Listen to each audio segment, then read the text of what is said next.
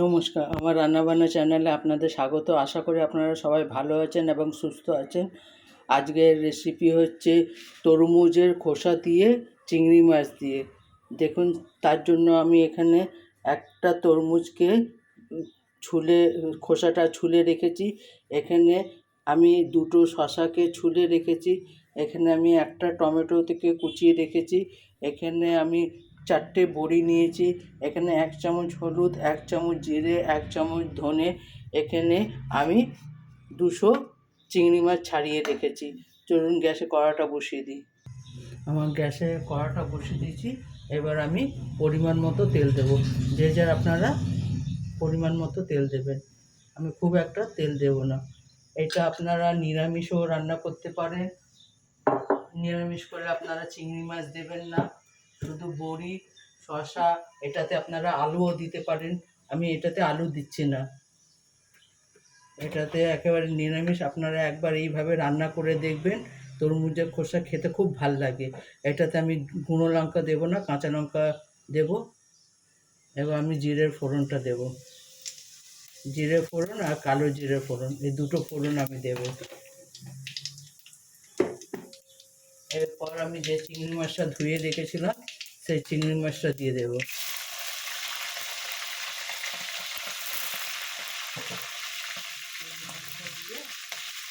এবার একটু নাড়িয়ে নেব। আপনারা অবশ্যই একবার এইভাবে রান্না করে দেখবেন, এটা খেতে বেশ ভালো লাগে। আমরা তো তরমুজের খোসা ফেলে দিই, কিন্তু একবার রান্না করে দেখবেন, খুব ভালো লাগবে। পরিমাণ মতো নুন দেবেন, যেটা স্বাদ অনুযায়ী।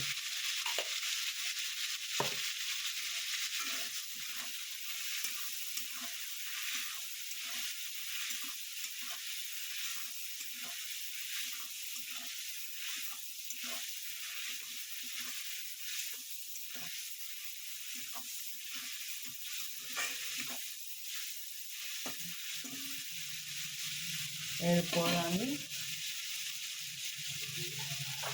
আদা বাটা দিয়ে দেবো। আদা বাটা দিয়ে দেবো। আদা বাটা, জিরে গুঁড়ো, ধনে গুঁড়ো, হলুদের গুঁড়ো দিয়ে দেবো।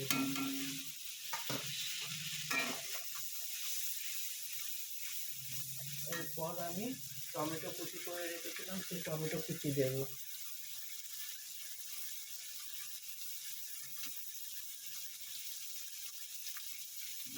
দিয়ে একটুখানি আমি জল দেবো, তাহলে মশলাটা পুড়ে যাবে, তো একটুখানি আমি জল দেবো।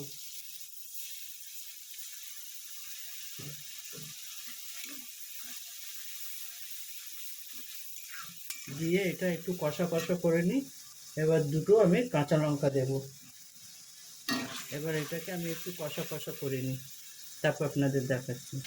দেখুন, আমার টমেটোটা একেবারে প্রায় সেদ্ধ হয়ে এসছে, আর একটু সেদ্ধ হবে। আপনারা এইভাবে একবার রান্না করে দেখবেন। আমরা তো তরমুজের খোসা ফেলে দিই, হ্যাঁ, কিন্তু তরমুজের খোসার থেকেও তরকারি হয়। নিরামিষ তরকারিও খুব ভালো হয়। নিরামিষ তরকারি করলে আপনারা ওইটাতে অবশ্যই একটু চিনি দেবেন, তাহলে বেশ ভাল লাগবে। কিন্তু এটা ঝোল করবেন না, গা মাখা করবেন, তাহলে খেতে ভাল লাগবে। আমি এটা চিংড়ি মাছ দিয়ে করছি, এটা খেতে ভাল লাগবে। এবার আমি তরমুজ আর শসাটা, তরমুজের খোসা শসাটা দিয়ে দেবো। দিয়ে এবার আমি একটু কষে ঢাকা দিয়ে দেবো 10 মিনিটের জন্য। জল দেবেন না, এটা থেকে জল বেরোবে।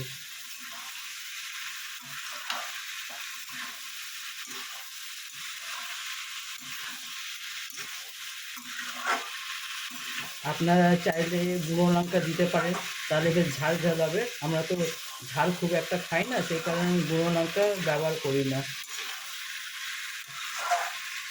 এবার আমি এটাকে ঢাকা দিয়ে দেবো। আর একটা গ্যাসে আমি বড়িটা ভেজে নেব। আমি প্রথমে বড়িটা ভাজতে ভুলে গেছি, আমি সেই কারণে আর একটা গ্যাসে আমি বড়িটা ভেজে নেব। আর এটা আমি 10 মিনিটের জন্য ঢাকা দিয়ে দেবো। 10 মিনিট আপনাদের সঙ্গে দেখা হচ্ছে। 10 মিনিট পরে আপনাদের সঙ্গে দেখা হচ্ছে। 10 মিনিট হয়ে গেছে, এবার ঢাকাটা সরাবো। সরিয়ে আমার তরমুজের খোসাটা সিদ্ধ হয়ে গেছে।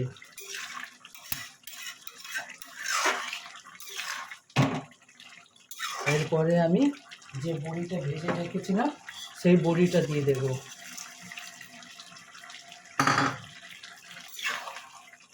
আপনারা অবশ্যই একবার এরম চিংড়ি মাছ দিয়েও রান্না করে দেখবেন বা নিরামিষও করে দেখবেন, দুটোতেই খেতে ভালো লাগে।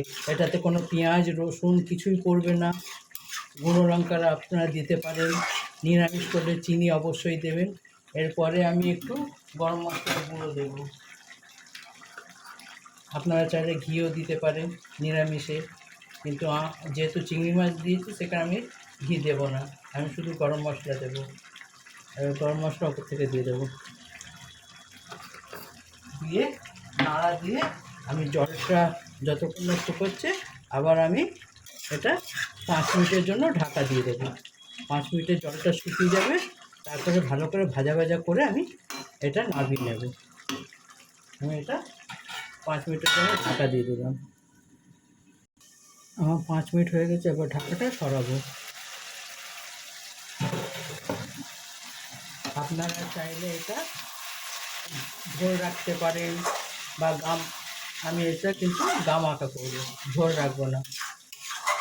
এটা আপনি রুটি, ভাত, পরোটার সঙ্গে খেতে পারেন, নিরামিষের সময়ও খেতে পারেন আপনি। সেটা আপনার ইচ্ছে, আপনি ঝোল রাখবেন কি কী করবেন, কিন্তু এটা আপনি যদি গামাখা করেন একটু ডাল করে নিলে আপনার খাওয়া হয়ে যাবে।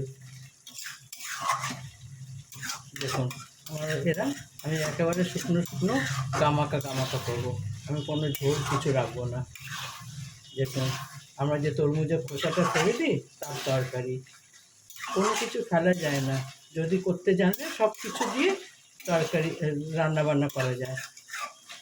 আপনারা একবার অবশ্যই এইভাবে রান্না করে দেখবেন। দেখুন আমার সম্পূর্ণ রান্না হয়ে গেল, এবার আমি এটাকে নামিয়ে নেব।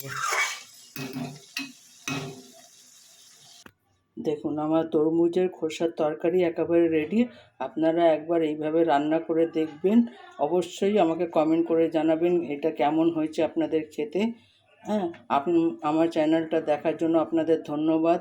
আমার চ্যানেলটা এভাবে দেখবেন, আমাকে সাপোর্ট করবেন, আমাকে লাইক সাবস্ক্রাইব অবশ্যই করবেন। আপনারা সাবস্ক্রাইব করলে আমার উৎসাহ বাড়বে, আরও নতুনত্ব রান্না আপনাদের দেখাবো। আমার চ্যানেলটা দেখার জন্য ধন্যবাদ।